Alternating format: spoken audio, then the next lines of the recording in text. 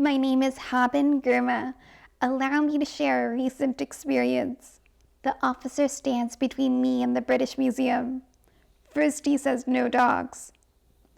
Then he takes another look and asks, if that's a guide dog, why isn't it wearing the proper vest?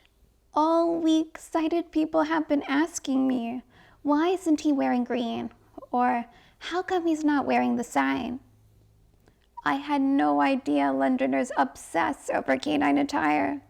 Many service dogs have neon green vests, and many guide dogs wear white harnesses with large neon signs. But UK and US laws don't require assistance dogs to wear specific colors or textiles.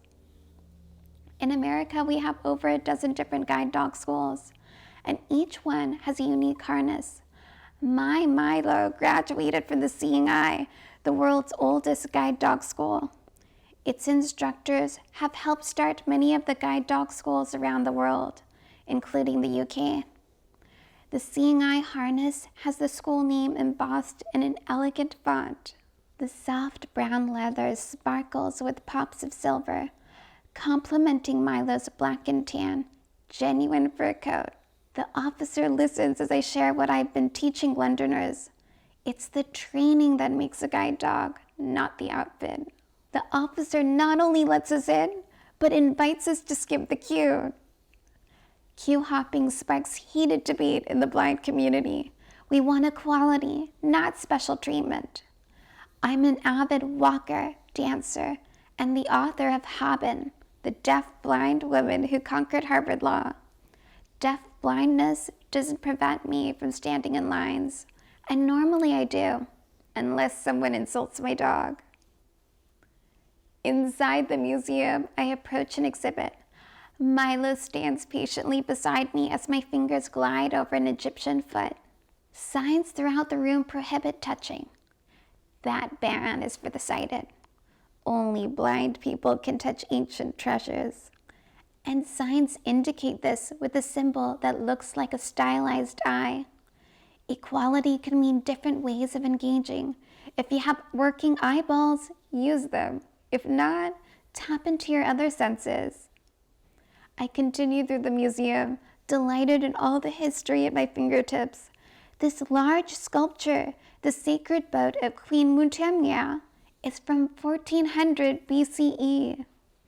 In the world outside museums, aged objects typically languish under layers of dust. The pristine surface of this piece feels disorienting. What does feeling old truly mean? Dents and scrapes carry the memories of past adventures, each crack encasing a tale yearning to unfold. Striving to read the stories, I gently slide my fingers over this tribute to an Egyptian queen. Suddenly, jab, jab, my arm gets stabbed by an angry finger.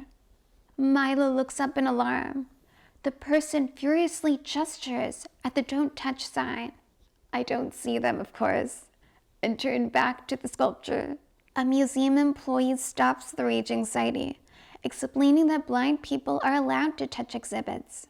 Sadly, sighted people harassing blind people, grabbing and pushing us, is not uncommon.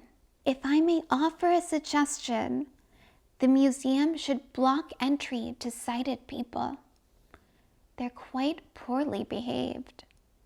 Not only that, turning off the lights and accommodation for sighted people would reduce the electricity bill.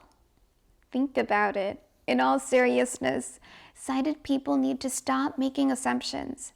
Many disabilities are not visible, and some visible symbols, such as guide dog harnesses, appear different around the world.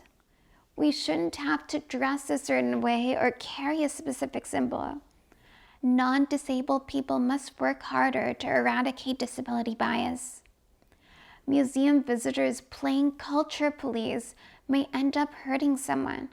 If you have concerns about another patron, bring it up with the staff. Touring the British Museum is still one of the highlights from my trip to London. They have informational books in Braille, large print, as well as audio guides, inviting us to touch ancient art, remains a rare gift. Only a few museums around the world do this, but it's my hope more will follow.